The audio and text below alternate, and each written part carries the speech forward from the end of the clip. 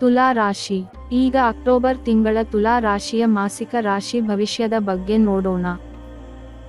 ಇದೇ ವರ್ಷದ ಮೇ ತಿಂಗಳಿನಿಂದ ಗುರುಬಲದಲ್ಲಿದ್ದ ನೀವು ಈ ಅಕ್ಟೋಬರ್ ತಿಂಗಳ 18ನೇ ತಾರೀಕಿನಿಂದ 48 ದಿನಗಳ ಕಾಲ ಗುರುಬಲದಿಂದ ವಂಚಿತರಾಗುತ್ತೀರಿ. ಯಾಕೆಂದರೆ ಇದೇ ತಿಂಗಳು 18ನೇ ತಾರೀಕಿನಂದು ಗುರುಗ್ರಹ ಮಿಥುನ ರಾಶಿಯಿಂದ ಕರ್ಕಾಟಕ ರಾಶಿಗೆ ಪ್ರವೇಶ ಮಾಡಲಿದ್ದಾನೆ.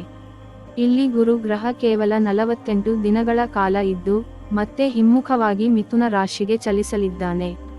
ಹಾಗಾಗಿ 48 ದಿನಗಳ ಕಾಲ ನಿಮ್ಮ ಭಾಗ್ಯಗಳಿಗೆ ತಡೆಯಾಗುವ ಸಂಭವವಿದೆ. ಆದರೆ ಗುರುವಿನ ಈ ಸ್ಥಾನ ನಿಮ್ಮ ಉದ್ಯೋಗದಲ್ಲಿ ಪ್ರಗತಿಯನ್ನು ಸಾಧಿಸಬಹುದು. ನಿಮಗೆ 48 ದಿನಗಳ ಕಳೆದ ನಂತರ ಮತ್ತೆ ಗುರುಬಲ ಸಿಗಲಿದೆ. ಅಲ್ಲಿಯವರೆಗೆ ಶುಭ ಕಾರ್ಯಗಳಿಗೆ ಯೋಚಿಸುವುದು ಅಷ್ಟೊಂದು ಉಪಯುಕ್ತವಾಗಿಲ್ಲ. ಅಕ್ಟೋಬರ್ 9ನೇ ತಾರೀಕಿನಂದು ರಾಶ್ಯಾಧಿಪತಿಯಾದ ಶುಕ್ರನು ಸಿಂಹ ರಾಶಿಯಿಂದ ನೇರವಾಗಿ ನಿಮ್ಮ 12ನೇ ಮನೆಯಾದ ಕನ್ಯಾ ರಾಶಿಗೆ ಪ್ರವೇಶ ಮಾಡುತ್ತಾನೆ.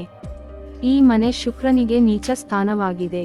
ಹಾಗಾಗಿ ನಿಮಗೆ ಈ ತಿಂಗಳು ಶುಕ್ರನಿಂದ ಬಲ ಕಡಿಮೆ ಇರುತ್ತದೆ. ಅಂದರೆ ನಿಮ್ಮ ಹಣ ಸ್ವಲ್ಪ ಅನಗತ್ಯ ಖರ್ಚಾಗುವ ಸಂಭವವಿದೆ. ಖರ್ಚು ಮಾಡುವ ಮುನ್ನ ಸರಿಯಾಗಿ ಯೋಚಿಸುವುದು ಉತ್ತಮ. ವಾಹನ ಚಾಲನೆಯಲ್ಲಿ ನಿಯಂತ್ರಣ ಅಗತ್ಯವಾಗಿದೆ. ಆದರೆ ಅಕ್ಟೋಬರ್ 2ನೇ ತಾರೀಕಿನಂದು ನಿಮ್ಮ ಭಾಗ್ಯ ಸ್ಥಾನ ಮತ್ತು ದ್ವಾದಶಾಧಿಪತಿಯಾದ ಬುಧನು ಕನ್ಯಾ ರಾಶಿಯಿಂದ ನೇರವಾಗಿ ನಿಮ್ಮ ರಾಶಿಗೆ ಪ್ರವೇಶಿಸುತ್ತಾನೆ. ಇಲ್ಲಿ ತಿಂಗಳ ಮಧ್ಯದ ನಂತರ ಸ್ವಲ್ಪ ದಿನಗಳ ಕಾಲ ರವಿ ಮತ್ತು ಬುಧರು ಬುಧಾದಿತ್ಯ ಯೋಗವನ್ನು ಉಂಟು ಮಾಡುತ್ತಾರೆ.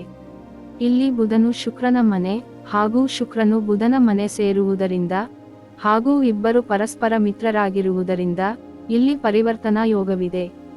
ಹಾಗಾಗಿ ಶುಕ್ರ ನೀಚನಾದರೂ ಉತ್ತಮ ಫಲವನ್ನು ಕೊಡುತ್ತಾನೆ. ಈ ಬದಲಾವಣೆಯು ನಿಮಗೆ ಹೆಚ್ಚು ಅನುಕೂಲಕರವಾಗಿದೆ. ವಿದ್ಯಾರ್ಥಿಗಳಿಗೆ ಇದು ಹೆಚ್ಚು ಅನುಕೂಲಕರ. ಆದರೆ ನಿಮ್ಮ ದ್ವಿತೀಯ ಹಾಗೂ ಸಪ್ತಮಾಧಿಪತಿಯಾದ ಕುಜನು ಇದೇ ತಿಂಗಳ 27 ತಾರೀಕಿನವರೆಗೆ ನಿಮ್ಮ ರಾಶಿಯಲ್ಲೇ ಸ್ಥಿತನಾಗಿರುತ್ತಾನೆ. ಹಾಗಾಗಿ ನೀವು ಅವಸರದ ನಿರ್ಧಾರಗಳನ್ನು ತೆಗೆದುಕೊಳ್ಳುವುದು ಸರಿಯಲ್ಲ. ಅಲ್ಲದೆ ವಾಹನಗಳ ವಿಚಾರಗಳಲ್ಲಿ ಜಾಗೃತೆ ಅತಿ ಅಗತ್ಯವಾಗಿದೆ. ಅಲ್ಲದೆ ನಿಮ್ಮ ಆರೋಗ್ಯ ವಿಚಾರಗಳಲ್ಲಿ ಜಾಗ್ರತೆ ವಹಿಸಬೇಕು. ಯಾಕೆಂದರೆ ದಿನಾಂಕ 17 ರಂದು ರವಿಯು ನಿಮ್ಮ ರಾಶಿಯನ್ನು ಪ್ರವೇಶ ಮಾಡುತ್ತಾನೆ. ಈ ಸ್ಥಾನವು ರವಿಗೆ ದುರ್ಬಲವಾಗಿರುವುದರಿಂದ ನೀವು ಸ್ವಲ್ಪ ಆರೋಗ್ಯ ವಿಚಾರಗಳಲ್ಲಿ ಜಾಗೃತೆಯಿಂದ ಇರುವುದು ಉತ್ತಮ. ನಿಮ್ಮ ಖರ್ಚುಗಳಲ್ಲಿ ಹಿಡಿತವಿರಲಿ. ವಾಹನಗಳ ಚಾಲನೆಯಲ್ಲಿ ಜಾಗೃತೆ ಅಗತ್ಯವಾಗಿದೆ. ಹಾಗೂ ಹೊಟ್ಟೆ ಮತ್ತು ಚರ್ಮ ಸಂಬಂಧಿ ರೋಗ ಲಕ್ಷಣಗಳು ಉಲ್ಬಣವಾಗುವ ಲಕ್ಷಣಗಳಿವೆ. ಹಾಗೂ ವಿಶೇಷವಾಗಿ ನಿಮ್ಮ ಕಣ್ಣುಗಳ ಬಗ್ಗೆ ಗಮನ ಕೊಡಿ. ಕೋರ್ಟು ಕಚೇರಿಗಳ ವಿಚಾರವಾಗಿ ಖರ್ಚು ಹೆಚ್ಚಾಗುವ ಸಂಭವವಿದೆ. ಅಲ್ಲದೆ ಈ ಸಂದರ್ಭದಲ್ಲಿ ತಂದೆಯ ವಿಚಾರವಾಗಿ ನಿಮ್ಮ ನಡುವೆ ಭಿನ್ನಾಭಿಪ್ರಾಯಗಳು ಬರುವ ಲಕ್ಷಣಗಳಿವೆ. ಅಲ್ಲದೆ ತಂದೆಯ ವಿಚಾರವಾಗಿ ಖರ್ಚಾಗುವ ಸಂಭವವಿದೆ. ಅಲ್ಲದೆ ನೀವು ವ್ಯಾಪಾರಸ್ಥರಾದರೆ ಈ ತಿಂಗಳಲ್ಲಿ ನಷ್ಟ ಹೊಂದುವ ಸಾಧ್ಯತೆಗಳಿವೆ. ಹಾಗಾಗಿ ತಿಂಗಳ ಮೊದಲ ಅರ್ಧ ಭಾಗವು ನಿಮಗೆ ಉತ್ತಮವಾಗಿದೆ. ಹಾಗೆಯೇ ನಿಮ್ಮ 6ನೇ ಭಾವದಲ್ಲಿ ಈಗಾಗಲೇ ಶನಿ ಗ್ರಹ ಸ್ಥಿತನಾಗಿರುವುದರಿಂದ ಶನಿಯಿಂದಾಗಿ ಯಾವುದೇ ಸಮಸ್ಯೆಗಳು ನಿಮಗಿಲ್ಲ. ಸ್ವಲ್ಪ ಶತ್ರುಕಾಟಗಳ ಭಯವಿರಬಹುದು. ಆದರೆ ಈ ಸಮಸ್ಯೆಗಳು ಅಷ್ಟೇನೂ ಪರಿಣಾಮಕಾರಿಯಾಗಲ್ಲ. ಯಾಕೆಂದರೆ ಶನಿಯು ನಿಮ್ಮ ರಾಶ್ಯಾಧಿಪತಿಗೆ ಮಿತ್ರನಾಗಿದ್ದಾನೆ. ಒಟ್ಟಿನಲ್ಲಿ ಹೇಳುವುದಾದರೆ ನಿಮಗೆ ಈ ತಿಂಗಳ ಮಧ್ಯಭಾಗದಿಂದ ಗುರುಬಲ ವಂಚಿತರಾಗುವುದರಿಂದ 48 ದಿನಗಳ ಕಾಲ ನಿಮಗೆ ಭಾಗ್ಯ ಎನ್ನುವುದು ತಡವಾಗಬಹುದು.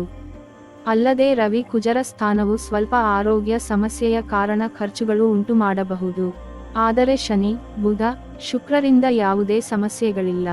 ಹಾಗಾಗಿ ನೀವು ಈ ತಿಂಗಳಲ್ಲಿ ಸುಬ್ರಹ್ಮಣ್ಯ ಆರಾಧನೆ ಹಾಗೂ ಸೂರ್ಯ ನಮಸ್ಕಾರ ಮಾಡುವುದು ಹೆಚ್ಚು ಪ್ರಯೋಜನಕಾರಿಯಾಗಿದೆ.